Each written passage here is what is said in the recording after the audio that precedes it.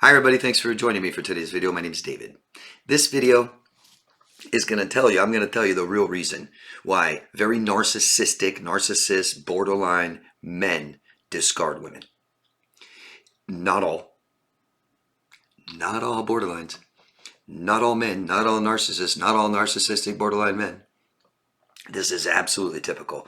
And there's two different kinds, two different ways, two things that are going on. So, we're talking about the man who typically, the borderline narcissist man who cycles through tons of women. Relationship addict, sex addict. And then you have the other, the narcissist borderline that will fantasize about relationships. I'll get to that. So the unfortunate thing here with men like this, people like this, they do not need, want, value emotional connection. They've never done it. If you have emotional connection with someone in your childhood, then you need it in adulthood.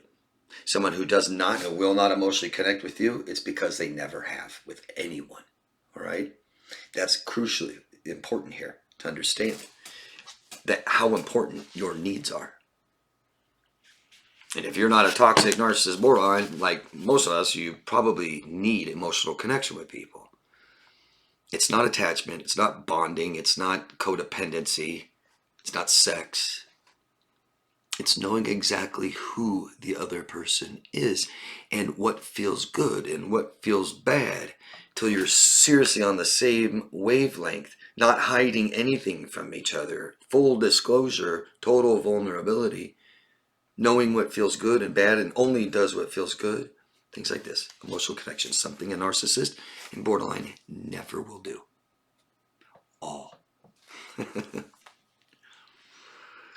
No emotional connection in a relationship. If somebody doesn't do that, they place value on physical rather than emotional.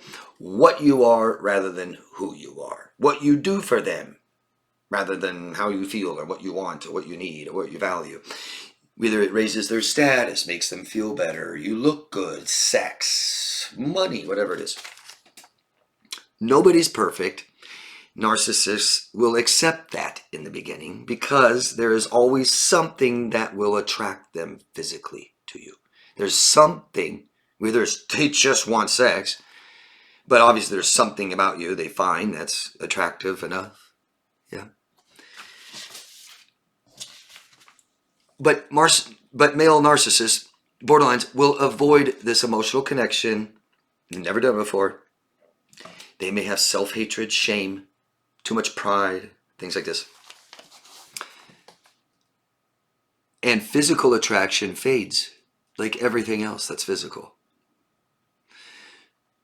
It may no longer raise the status or feel good or no longer attracted to you. They don't care who you are.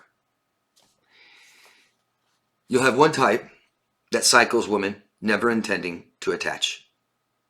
They'll get what they want. It's fun. Another notch on their belt. They feel the attachment. They feel the intimacy. Gets too much, too close, emotional buoyancy, and they're done. Right on to the next one.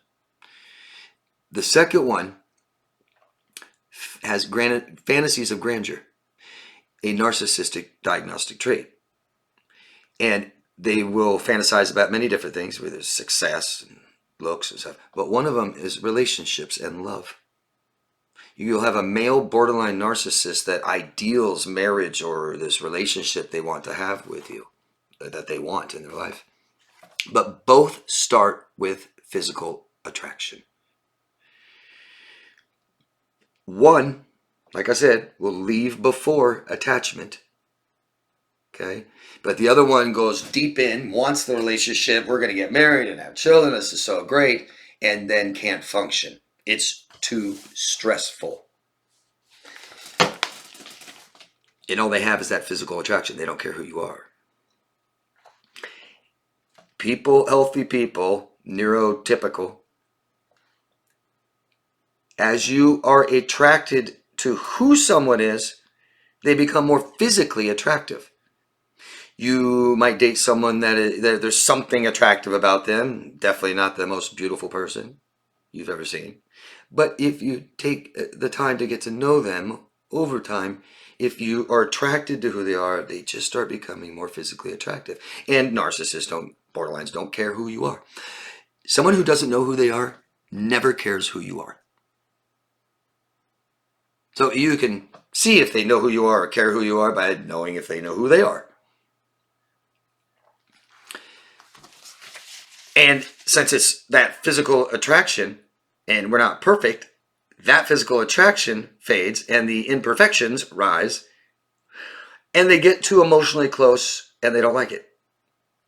Narcissists reject their true self, who they are, since childhood.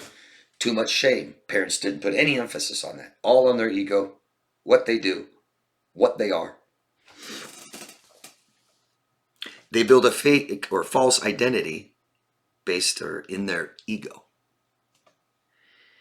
The closer they get to you emotionally, the more uncomfortable they will be.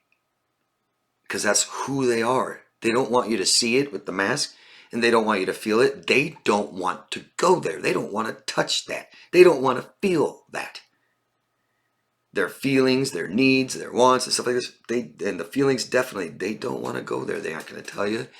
They aren't going to be very in tune with their feelings, but it's not going to feel good the closer you get to them, to this. If someone hates themselves, as you get closer to them in their world, they will hate you too. I think, but what's the most important though, is they cannot function. You get too close, they don't like it, feels gross, they bail, throw you away. Biggest advice I can give for you, women and men too, is don't sleep with them. Find out who they are. Yeah? Who? Not what they told you. Make sure your values match. But go slow. I know I say this all the time, but God, it's it. You always have time on your side. Going slow weeds out toxic people. They don't feel like waiting for something immediate gratification that they want. Men and women are built differently. They have different hormones and they're released for different things. A woman's oxytocin will build up and be greater after sex, after orgasm. The men's will build up and disappear after orgasm. A man that sleeps with a woman soon, doesn't know who they are, doesn't love them, not attached to them, all these things like this, they don't come back. I know a lot of women out there that literally meet men online, invite them over, first night, have sex with them thinking that this will get them to stay. It's the best way to get rid of a man. They can't respect you. They don't like you anymore. They don't want you anymore. You're not attractive to them anymore. They did what they wanted to do. Not saying they won't come back and maybe do it again, but typically no. And they will never respect you for that, even though they're doing it too. Sex before attachment and love means they won't come back. They won't respect you. Toxic men won't wait for immediate gratification. I know a lot of women have been caught in these cycles. And I know a lot of women are having sex with these men not because they're horny. They think they need to. They think they're not enough. And it must cause a ton of shame and guilt and makes us feel empty inside and lose a sense of who we are.